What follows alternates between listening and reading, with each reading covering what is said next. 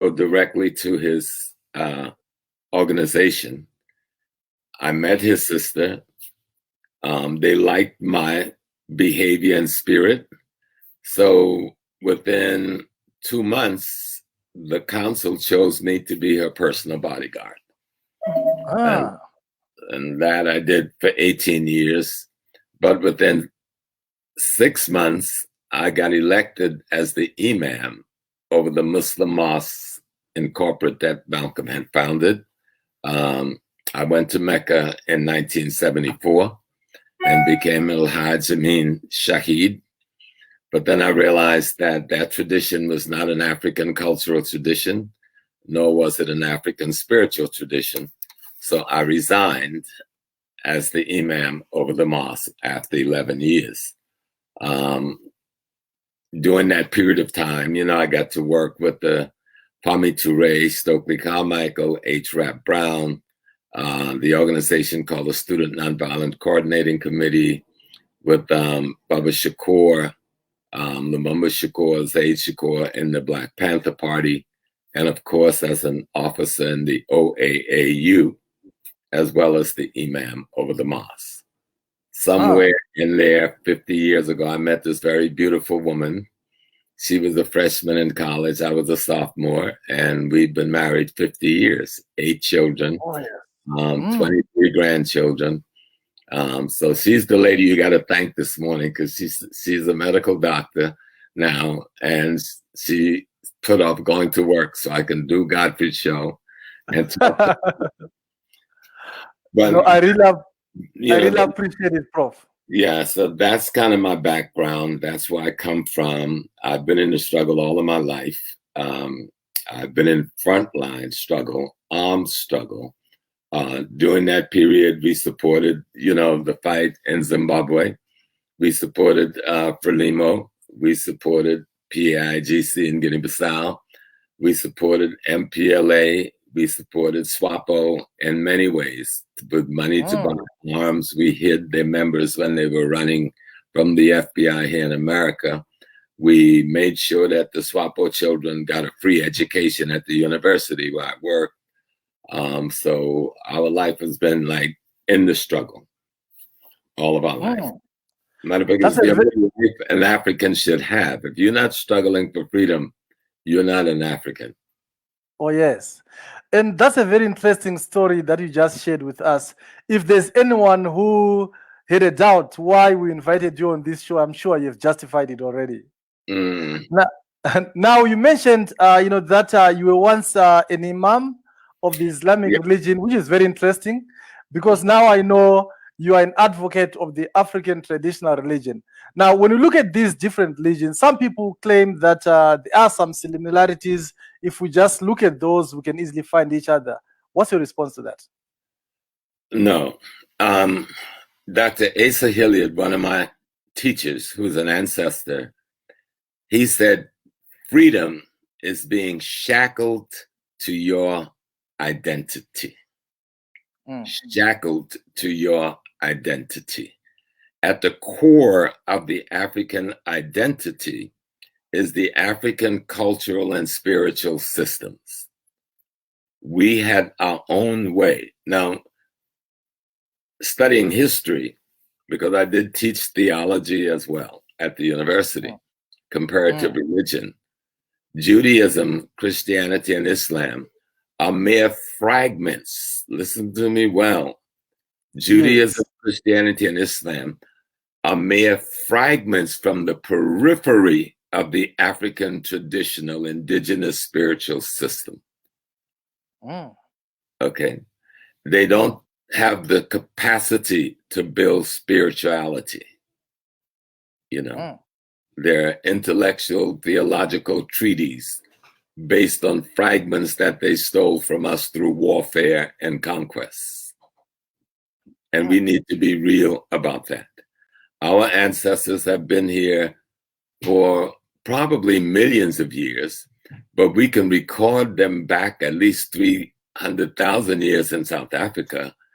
And we didn't wait for something that popped up a few thousand years ago to instruct us about God. Okay. Our indigenous system is at the core of African culture wherever you are on the continent. And until we make that shift, we will never be free. Yes, we can use these other tools, just like we use their money, we use their technology, but they're limited tools when it comes to forming the consciousness that will free the African mind so that that mind can reconstruct its world in its own interests. And only an indigenous African orientation will allow us to do that. It's getting heated here. Let me look for something that will cool it down a bit. Maybe, we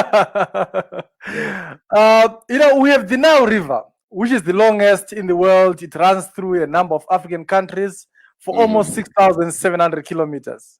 You believe this is much more than a river. There are lessons that we can learn from that. Oh, absolutely.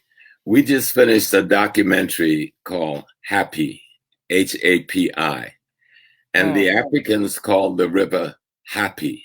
The Europeans call it the Nile.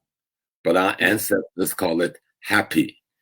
And that river, which flows all the way from Southern Africa, the white men like to say, oh, it started just in Ethiopia with the Blue Nile or the White Nile out of Uganda. No, it started with Lake Nyanza. It started with the tributaries draining off of the multiple rivers in South Africa and Congo. All of these rivers is flowing north because Africa is high and it slopes towards the Mediterranean. And so we said the Nile River symbolically tells us that when all of the tributaries, when all of the different aspects of Africa comes together, it produces a body, a river that will allow us to build civilization. So the river symbolized the unity of all of the African continent. And it is that unity that not only brought the water to build Kemet, Egypt, but it brought the people. The people came from South Africa, East Africa, West Africa, and they went north into the Nile Valley and built that civilization based on the history, the culture, and the tools they brought with them. Egypt wasn't built by people from the north. Egypt was built by people from the central, the south, the west, and the East Africa who traveled to the north, because the river proves that when different elements come together, you can create a fertile economic possibility. You can create a fertile cultural possibility. You can create in a unity and a Pan-African collective a political possibility, a cultural possibility. That only comes when you have the ability to unite yourself. And that's why our indigenous culture, we must return to them. A man who is Shona, a man who's Zulu, a man who's Congo, a man who's Akan, a man who is Yoruba, they may have different symbols to express the culture, but the fundamental principles is the same in every one of those spiritual institutions, you see. And so that's what the Nile symbolizes for us. Yes, we have different tributaries, but we're one river. Oh, yes. Oh, yes. Oh, yes. Very interesting. Let me talk about our systems of governance in Africa. In Swaziland, now known as the Kingdom of Eswatini, it is an absolute monarchy. Outside Africa, we also have your Saudi Arabia and a few others that are absolute monarchies. Otherwise, the rest of the countries are constitutional democracies. Do you think African countries should embrace their tradition and go back to the idea of kingdoms? Well, ask the most fundamental question. Are these systems we're using working? Do they provide the food, clothing, shelter, safety, and security our people require? Do they provide the healthcare system our people require? Do they provide the education system our people require? And the answer is a resounding no. It doesn't for some people, but we've created a colonial blackface elite. Okay, that it resembles the colonial enemy, except for color, in almost every aspect, in almost every country. So those systems will never work for us. We are the wealthiest countries on the planet Earth. Most of the resources of the world is in our ground. And yet our young people could go to university and can't find jobs. And they have to sell and hawk on the roads in every country we got, selling breakdown Chinese goods on commission. No. Let's get real. The colonial systems don't work. Just like the colonial borders don't work. You divide a kingdom in half and make this one country, and this is another country, and it's the same ethnic group. And now you got fighting each other over who's got which colonial language, who's got which colonial parliamentary concept or democratic concept. None of it is democracy. You don't see, there's no democracy in America. You see what's going on here. There's no democracy in England. It is a pretense to democracy. Our system, when practiced appropriately, our kingdom system, with our kings and our chiefs and our queens, work for us when we practice them. They didn't fall apart because they were bad systems. They fell apart because our nations were invaded by marauders and murderers from Europe and America. After the Berlin Conference in 1835, every European army invaded Africa. That should have been called the First World War. They don't even call it a war. We fought gallantly with the tools we had, but we were no match for their new gun technology. That's what defeated us, the gun technology and their tenacity to murder and steal what someone else had. And the dismantling and the marginalizing of our indigenous system. And the one thing the British made very clear, I forgot which one of their lords or whatever they call them, that to feed Africa, you have to take away their culture. And so that's where the church and the mosque came in. To create an alternative culture and to murder our indigenous culture. Our indigenous culture, which is built around family, okay?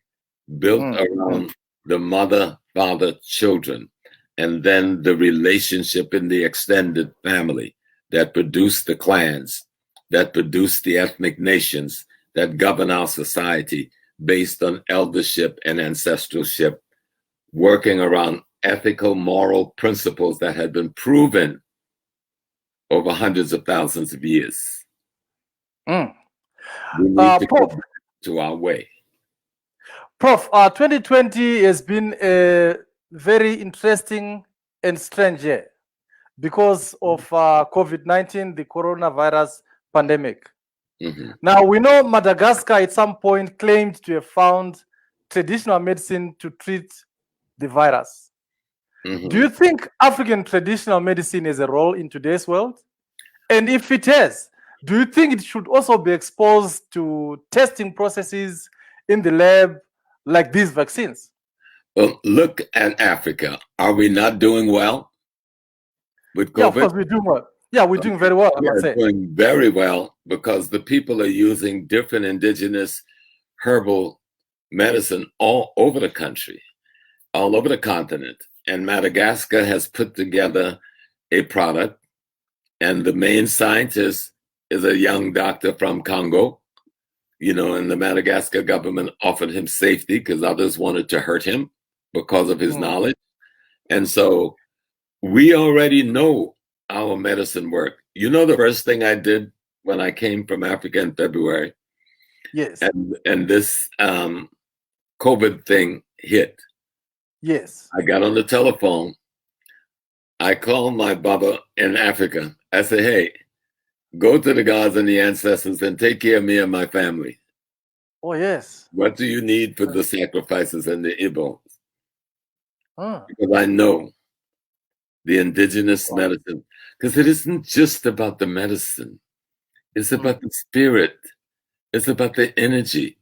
You sit in that chair right there, and you Yes. think you are Godfrey. But Godfrey is your new title. When your mother and father gave birth to you, they gave birth to themselves. And when they were given birth to by your grandparents had given birth to themselves. You are the ancestors in continuum. And so we need to understand African culture on the real side, a culture that we should rightfully call sacred science, the African sacred science. That's what we need to return to. How does the world work according to us? Not how does we try to figure out how the world worked according to Europeans. Our ancestors believed that what we call God is the totality of creation, and we are nothing more than an aspect of that totality. So we start with the whole and look at the parts. The European look at the parts and he's lost trying to create a whole. And that's why he's had such a mess in his society. Yeah. And from what you're saying, Prof, I can tell the African history is very rich. Now, how can we learn from that rich history as we work towards the vision and aspirations of Agenda 2063? We're working towards building a prosperous continent. Yes. So we have to study history. Dr. Wade Nobles, another teacher, said history will erase the white man's mystery. Our history will erase the white man's mystery and allow us to create the African miracle that we are trying to create. And so when you study your history, you can reconstruct your societies based on the cultural experience of your ancestors, not on the narratives of your ancestors' enemy, you see. And that's what we're doing now. We're being informed by our enemy's narrative. What is the narrative of our ancestry? It's like this pandemic. They're saying, oh, the Chinese started. They said, oh, the Americans started. My ancestors tell me they started it. God started it. God sat the world down and said, where's your neutron bomb? Where's your atom bomb? Where's your drone? You can't stop me because you can't even see me. I am God. I am the universe. When I respond, I shut your world down. And what can you do? But cry, oh, I'm trying to find a vaccine. Oh, first in the beginning, they said Africa's going to be wiped out because they're so underdevelopment. They don't have the infrastructure. Well, look who is being wiped out. No, that's very true and scary. Hey. So our people need to wake up and turn back to the gods of our fathers and mothers. Turn back to the spiritual system and the sacred science. It's not dead. In Zululand, they still practice it. The Shona, we still practice it. In Yoruba, Akan, Dogon, we still practice our indigenous institution. We've just allowed colonialism of our mind to marginalize them, but they didn't go anywhere. I studied it. I get on an airplane. I come to Africa to be taught by my elders about my indigeneity. Okay. So you live there. You know exactly where they are. You know exactly who to go to when you get in trouble. When the doctor says, oh, I can't help you anymore, that stone that you reject in the middle of the night, that's the first house you run to.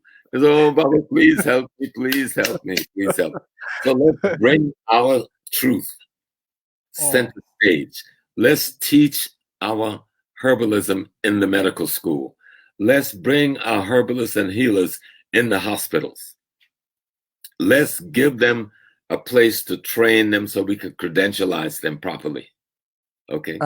Let's take control of our own pharmacology instead of selling our herbal gardens to the Western pharmaceutical company who's using your herbs to make the Western medicine. And they put their label in a bottle and tell you, oh, you have nothing. But yet I have a Harvard. Let me tell you a story. Once my friend took me to Harvard University. I was doing a lecture there. And they have something they call the herbarium. It's the tallest building on the Harvard campus. You know what the herbarium is? Every herb and fauna from Africa is there. They send a graduate student to study in Madagascar and Congo, and to meet with the priests and the priestesses, find out what these herbs are used for, bring samples of it back to Harvard. And when they get through testing, they sell our stuff to the white pharmaceutical companies and tell us, oh, we're backwards, we know nothing. Yet what you are selling to the pharmaceutical, you send your graduate student and your doctors pretending they're coming to help us, and they steal this information and bring it back to you. Wow. Britain do the same thing. France do the same thing. Wake up, Africa. Like my little sister from Kenya says, wake up, wake up, wake up, you know. It's time to wake up. Yes. Now you spoke about education and schools, and I'm just thinking about the curriculum followed in most schools on Africa. Are you happy with that curriculum, or you think it needs to be changed? Colonial. Throw the colonial educational garbage out, because it's not education.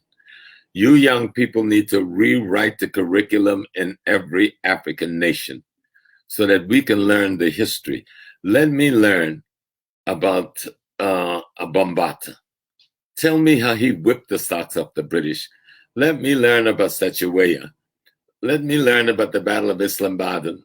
Let me learn how the Battle of Islambadan in South Carolina, with Secheweya leading his troops, protecting the integrity of his younger king, brought down the entire British government of Robespierre.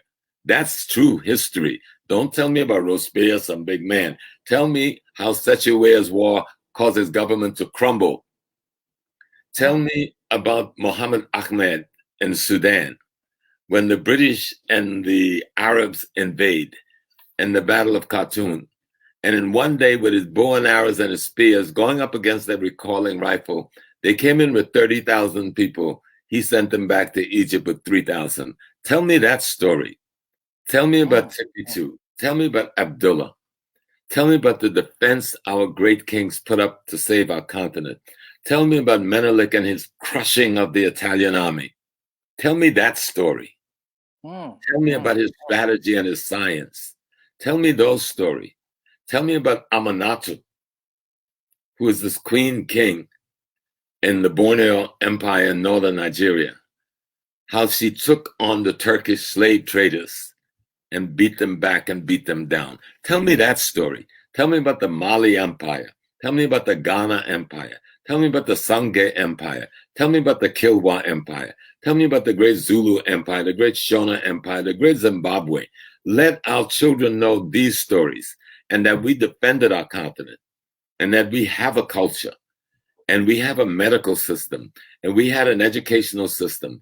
We built the only civilizations in the world. Go to Europe and show me the remnants of a civilization. The Greek copy of Kemet doesn't say much. Africa is the only place where civilization was ever built and everybody else copied it. Tell my children that. You know? Now, Prof, I know you are based in the United States. What are you doing to help African Americans stay true to their roots and still believe in themselves despite all that is currently taking place in the country? Well, ever since we've been in this country, we've been at war. And the war has not just been physical, it's been mainly about our identity. You know, we didn't just start calling ourselves African Americans a few years ago. Study our history in the 1700s and 1800s. All of our institutions was named either Africa this, or Sudan this, or Ethiopian this, long before the 20th century. We never gave up our culture. We held on to what we could, and we used what we could. And our movement didn't start with Dr. King. Study African American history. Our movement started over here the day we stepped off of the first boat. Our first major rebellion was the Stoner Rebellion in 1721, when we set up and thought to set up our first Maroon community in Florida. Okay. And the rebellion started in South Carolina. We burnt down New York City in 1712. burnt it to the ground. We had over 3,000 major rebellions in this country. They don't want to talk about it, but we talk about it. You know, we've been trying to learn Swahili for years, and many of our community thought Swahili would be the best language because it was so widely spoken. So you'll find many of our people who are learning different African languages, but all over this country, you'll find people wearing traditional clothes. We started the whole thing with the natural hairdo, the look, going back to natural Africa in the 50s, wearing traditional African clothes, wearing our hair in our indigenous naps or locks. And it's not dreadlocks. The British call it dreadlocks. You know, from being in Africa, all our indigenous priestess in most of the culture in Botswana and Ghana and Nigeria, when we are studying to be priests, we grow those locks. They're called sacred locks. And we grow them because it is a way of referring back to our ancestors when they didn't have a comb yet and their hair locked naturally. And so we need to just study our culture, study our history. Our systems are not dead. They didn't destroy our culture. They've marginalized it, but it's still there. And all of us know when the white doctor can no longer help you and white medicine don't work, we know exactly where we go to the bush to look for help. Okay? Oh, so yes. We know it's there.